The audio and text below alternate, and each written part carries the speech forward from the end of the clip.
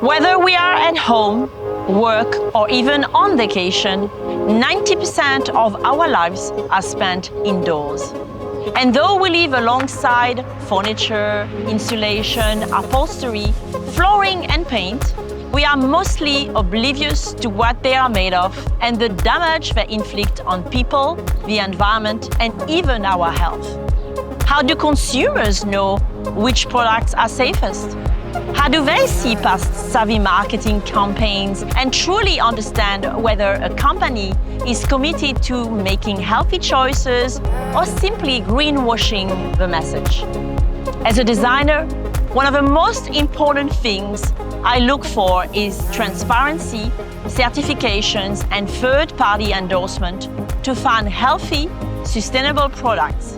Organizations such as the Sustainable Furnishing Council and the International Living Future Institute are at the forefront of conquering this challenge, publishing data on materials, manufacturing processes, and distribution methods.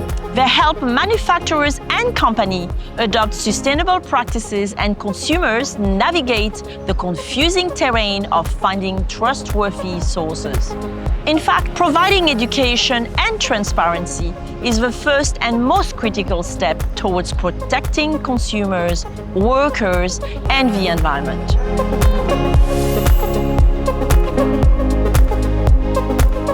Recently, I was invited to High Point Market in North Carolina to moderate an educational panel discussion about circularity and sustainable practices for their Sustainability Stories program.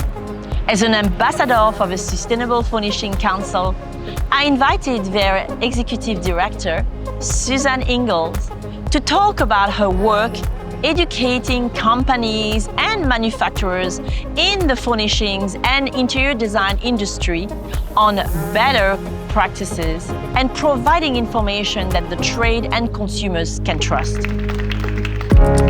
Our members are companies that are involved in this industry in various ways, including many that are exhibiting here and many that are buying here.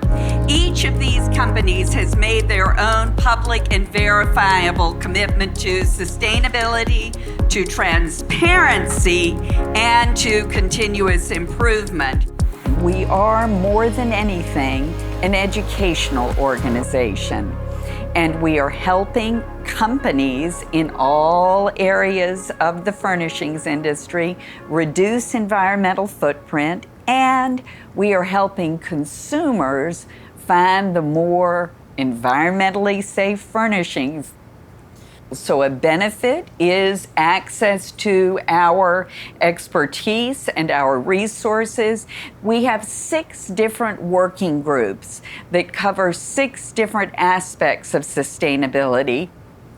They include reducing carbon emissions and maintaining health and wellness, ensuring social equity, and reducing waste, managing water, and incorporating circularity, which is actually really where all these things come together. Could you give us more examples? Where should our audience just think about, when they go and purchase, whether they are from the trade or just consumers who want to decorate their interiors? There are many, like tens of thousands of harmful chemicals used in a variety of consumer products.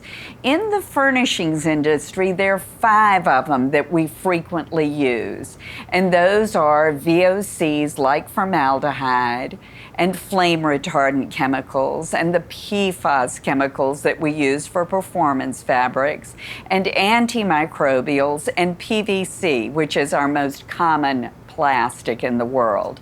All of these things are prevalent. All of them will still be here for a long time to come. All of them are linked directly to harm to human health and other life on the planet. If the product smells that new product smell, what you are smelling is the finish volatilizing. I recommend that you put it out of doors and wait. Yes, that's right. Because it will eventually off-gas. The flame retardants are most often in residential furnishings in the foam, and there is fortunately legislation pushing for the removal in certain states. The PFAS chemicals are those known as the forever chemicals, and they are frequently used in performance fabrics. And performance fabrics are much touted these days, and it is little known how much our waters are being polluted by the manufacture of these chemicals. Would you please elaborate on other initiatives that you might have, such as Yes. what's made of, Yes. and how they benefit both the members as well as the general public? We're the number 3 user of the wood resource after the construction industry and after the paper production industry. So we have an initiative to encourage us to take responsibility for helping to save the forests of the world. Our supply chains are long and complex, and that means that it is easy to hide materials such as illegally logged or otherwise unsustainable wood. And so the best way to ensure that you do not have any of it in your own supply chain is to have a written policy for sourcing wood products. And you might say that you are going to require that your vendors, at a minimum, show you they have not contributed to deforestation. This will indicate that you are doing your due diligence.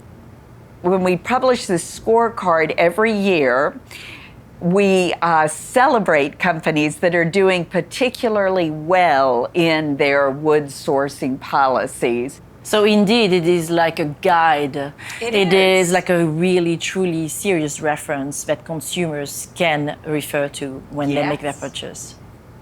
And it has effectively made a difference in reducing illegally logged wood that comes into our industry. Did you notice an acceleration of industry interest in sustainability recently? Yes.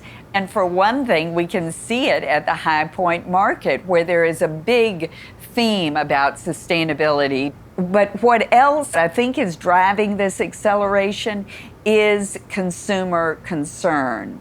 One of the silver linings of the COVID era is our growing awareness of how we impact our environment. When people stopped commuting for a while and could see the clearing air, that made a huge impact on us. And we have realized that there are benefits to reducing our hubbub. Yes, and the other one, consequently, was everybody staying home and realizing the importance of actually surrounding ourselves with healthy materials and furnishings. Being at home for longer hours, we were more exposed to more of those volatile organic compounds, for instance, and more aware of them. You have a unique window into vendors for sustainable products. So what stands out for you?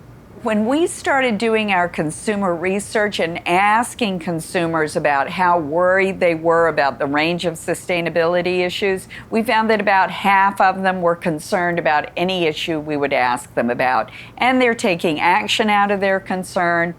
Now, we find that over 90% of consumers are concerned about any individual issue we ask them about, and that more of them are taking more action.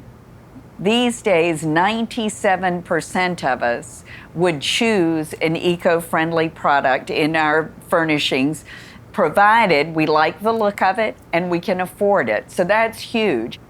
What it is that consumers should be looking for In wood, looking for certified wood, looking for reclaimed wood. In finishes, looking for low VOC finishes. In textiles, looking for recycled content is good. Natural fibers, you're going to find it. There is a lot of recycled metal in our industry. And I will say that looking for a product made of a material near the manufacturing plant dramatically reduces the transportation footprint, and it is building the local economy. How do you think the home furnishing industries may change its approach to sustainability in the next 5 to 10 years? I think we will see more certified product on offer, more of those robust third-party certifications, more recycled and reclaimed materials, and I think we are going to see more businesses offering services in repair and refurbishment, which I think is going to make a difference in the economies of the communities where those products or where those businesses are operating. I think that we have to be more mindful of water. The textile segment of our industry is going to lead raising our awareness about water shortages.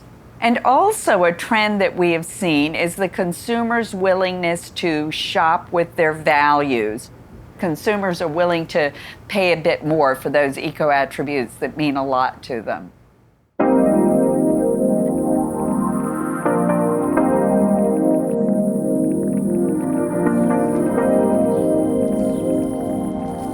Homes are more than simply a collection of things. The building in which we live largely determines our carbon footprint. In America, for example, the average person will own 3-4 houses in their lifetime. But how those buildings use electricity, fossil fuels, chemicals, and indisposable materials affect not just the inhabitants, but the entire community for generations to come. At its core, the International Living Future Institute challenges the building industry to do better, and they provide educational programs and share resources and inspiration all over the world to help make it happen. CEO Lindsay Baker envisions a future in which the built environment provides more than just shelter, but can actually create meaningful change. Would you please give an overview of the International Living Future Institute? Living Future is a mission-driven nonprofit organization. We've been around for about 10 years. Our mission is really to catalyze the transformation of society towards communities that are socially just, culturally rich, and ecologically restorative, which we do primarily through transforming the building industry. So it's all sorts of architects and engineers and real estate owners and people like that. We bring people together to really think about how we can transform our world. Net positive it's a concept that kind of gets to this idea that we're working on not just having buildings or products that are neutral in their impacts on the world, but that are really having a positive impact. And this is a huge evolution. If you look 10 years ago, most of the conversations about product manufacturing, buildings, all of that, the idea was to just kind of make it less bad. It was like, let's try to reduce the amount of chemicals we're using. Let's try to be more efficient in our energy consumption. That was the goal. And some of us started asking a different question, which is, hey, how about we don't just continue to do harm? How about we focus on doing good? For example, that means things like taking the rainwater from a building and cleaning it and, putting it back out into the world. And the building is producing more energy through solar panels or wind turbines or other things on site than it uses. Your Living Building Challenge that you mentioned and the Living Product Challenge programs. Would you explain what these programs are and how they work? The Living Building Challenge is the world's most holistic and aspirational standard for buildings. It's a set of goals to ensure that a building, when it's built or as it's being operated, well, both, are having a positive impact on the environment, on people's health, and on society, which is a pretty challenging thing to do, actually, because buildings use a lot of extractive resources. They have typically a lot of toxic chemicals in them. There's a lot of things that they can also do that have sort of negative social impacts in the supply chains of how they get built, how the labor works, all of those things. And so to make a goal to have truly net positive buildings is a formidable challenge, and it's a very rigorous program. It's truly an aspirational project, and it's one that really gives us this opportunity to work with people in the building industry, people in manufacturing, to ask that big question of where do we want to get to in the world? And how do we actually make those things? How do we have that happen? At the Institute, we really love biological metaphors. There are different facets of these programs, different areas of performance, and we call those petals, as in the petals of a flower, to really signify that all of these things must come together into one to, make a truly beautiful and impactful building or a truly beautiful and impactful product. There's energy, for example, which is all about using completely renewable resources, so no fossil fuels of any kind. There's water, which is actually about water cycles and how we use water and how it's reused, reclaimed, and hopefully left cleaner at the end of the day. We've got health and happiness, which is about the impact that the buildings or the products have on people. We have beauty, and that really speaks to the need for buildings and for products to uplift people and to have a positive impact on our souls. Equity is a big petal for us. So some of these issues of human rights in the supply chain, it deals with the impact that buildings have on the community around them. To what extent are they having a positive economic impact on communities? So the last petal is site, which is really about place. It's really about where the building is or where the product is made. And it's all about understanding the interaction that, a building, for example, has with the community around it. Yeah, that's a beautiful description and such a holistic way of encompassing all these areas for a program. I love it. How does the concept of transparency and accreditation play into the mission of the International Living Future Institute and to the living building and living product challenges in particular? Before some of these systems came along in the world, it was very easy for just anyone to say, oh, this building is very green because it has solar panels on it. You have to be very transparent about what is in your products, and then someone else is going to decide if they're healthy, if they're good for you, if they have a positive impact on the world. I wish it were easier. I wish that it were more straightforward and that you could just trust when someone sort of sells you something that it's very healthy and green and good for the world. But sadly, the way that the world works now, it's not that easy. So you really have to gather this data and set up systems like the ones that we run to make sure that those labels are being used responsibly. By defining buildings and defining products in these truly aspirational ways, it's really something that translates and can be utilized all over the world in whatever way it is useful. Can you talk about what you are seeing regarding the demand for your programs and certifications? What do you think is driving growth? The real thing that's been pushing us is the higher level of accountability. It's that at this point, if you're a company out in the world and you have something to do with buildings, your stakeholders, your shareholders, your investors, the market, and sometimes governments are going to require that you put work into improving the environmental, social, and health impact of your work. There is a lot of momentum across sectors right now in one particular area, which is around carbon. There's the talk of fossil-free steel, and these things are actually becoming real and are cost competitive and are out there in the world and making a really big difference to reduce the carbon emissions of buildings. Water has become a huge priority. It's a tricky one because we take water for granted, clean water, sewer systems, all of that stuff. So in the Living Building Challenge, for example, one of the things that we require is that buildings treat all of their own wastewater on site, which is by far one of the most difficult aspects of the challenge. But it's also one of the most profoundly impactful ones. So we're really kind of at that stage of looking for what's next. How is the industry going to change? The end goal of our conference, which is an annual conference, I would say it's to inspire our community to keep going. It's about sharing inspiration, sharing tactics, sharing lessons learned. We're going to be really rolling out a much more expansive approach to our membership that is for anyone that just cares about shelter and good buildings and healthy buildings.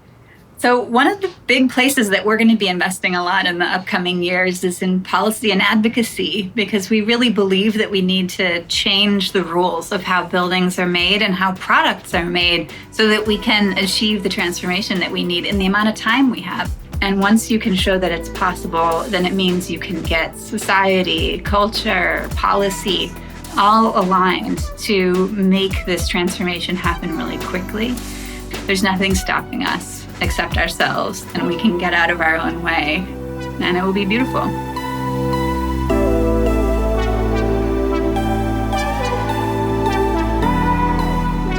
Navigating the maze of materials choice for our interiors and discerning which are sustainable and healthy can be daunting.